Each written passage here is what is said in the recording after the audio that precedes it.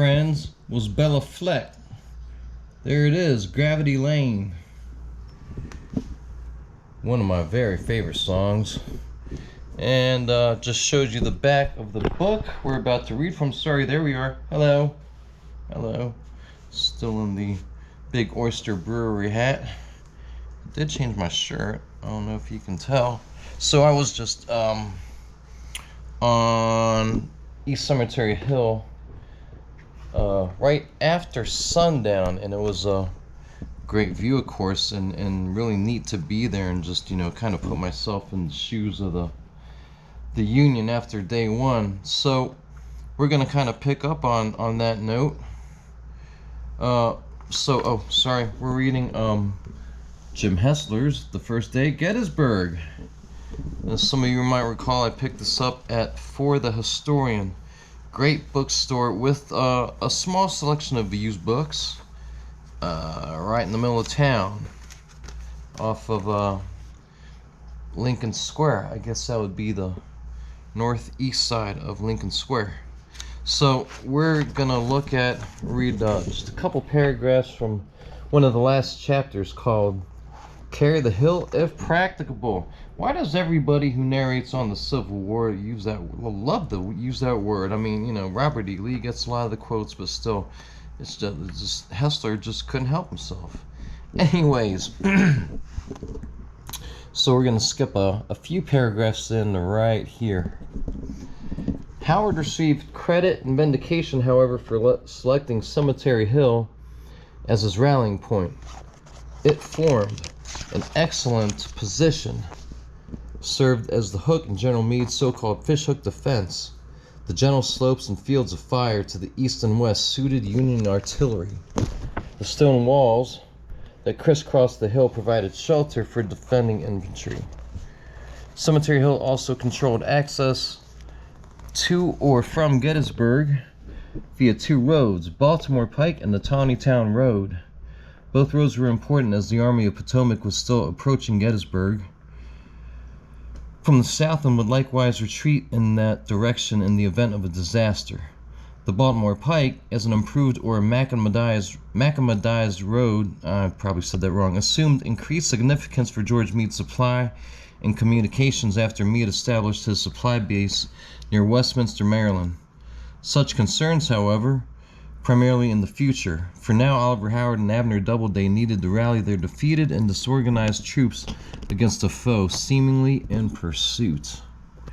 Officers such as the 6th Wisconsin's Rufus Dawes understandably saw disorder when they arrived. One 1st Corps officer allegedly stood by while directing troops with 1st Corps to the right and 11th Corps go to hell.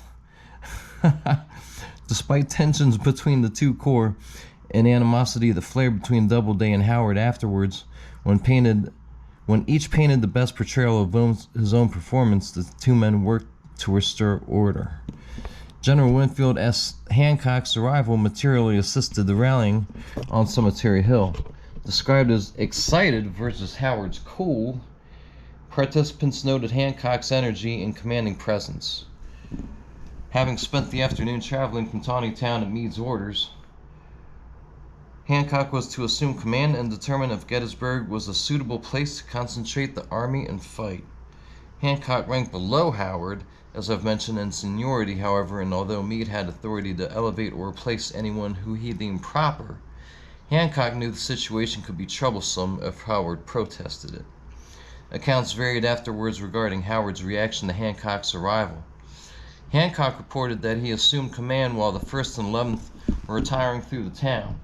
While the position was already partially occupied by Howard's direction, vigorous efforts caused a formidable line to be established.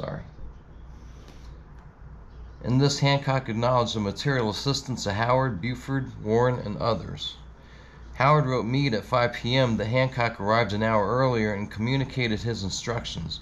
Yet, Howard wrote later that he did not receive the written orders for Hancock to take over until 7 p.m. and command turned over at that time to the senior General Slocum.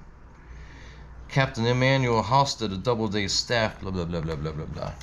So it's exactly as I mentioned, you know, there was tension. There was always, a bit of you know, professional rivalry, you know, between lots of commanders, lots of generals, and you know, really any army, certainly in the Union and the Confederacy. But you know, they kind of were, you know, agreed to disagree, and Hancock really, I think, kind of was the one to man up more, you know, because he could have been confrontational, and he would have, you know, under Meade's authority, have every right to do so, but he didn't, and that's probably you know, just one more reason why he was so well liked. You know, I don't know if anyone was more well liked in the Union Army, aside from excuse me, besides John Reynolds. But I thought it was a neat story, and just or you know, neat couple paragraphs.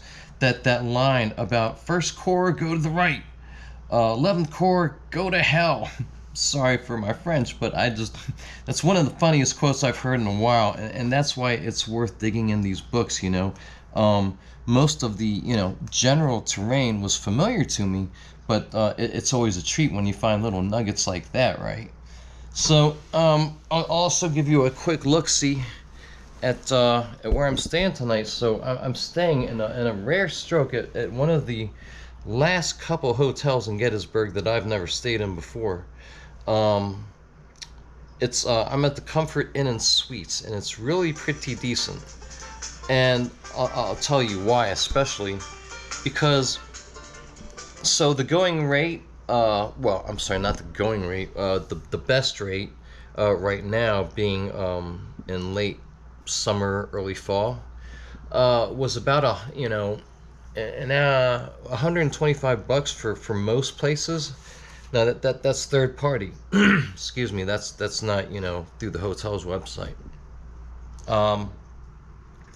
But I chose to stay here because the Quality Inn has, you know, it's not midsummer anymore, and it's we're getting into early fall just about, and they've closed their outdoor pool. So, you know, basically the whole point is I could have stayed at either place for the same money, except that, you know, I would have been surrounded by 1970s decor and with a very bad TV situation.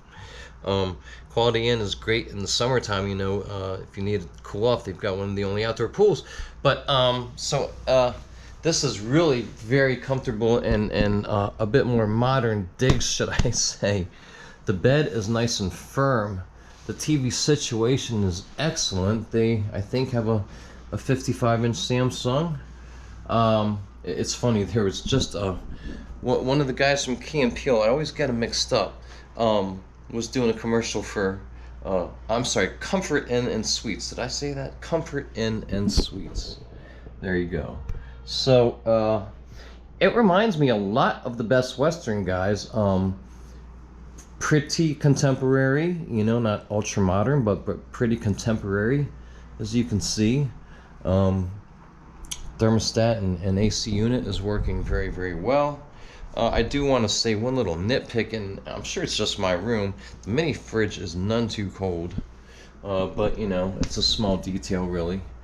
Let's see, you know, nice little desk, nice little, it's actually kind of retro lighting, but you know, it's very new. And these are really very, very acceptable digs. The funny thing, here's the bathroom. You know, it's a bathroom. Nice, you know, backlit vanity. The funny thing is here, turn this light on, is it's very, very much, it's very much set up like the Best Western, who, by the way, is charging about $200 right now. Now, you know, I think that's more than fair in summertime, but we're like I said, kind of rolling into fall here. I think that's a bit much, seeing as that a lot of the tourists have come and gone. But anyways, so it's got like 18 inches here or so, kind of dividing the room, if you will. And it's again set up very, very much like the Best Western. So it's I wouldn't quite say I'm in a suite, But very, very acceptable, guys. And the great thing is it's right next to Evergreen Cemetery, so you're right around the corner from you know, from Steinwehr. Anyhow, guys, my time is already up. I gotta go. I will see you soon.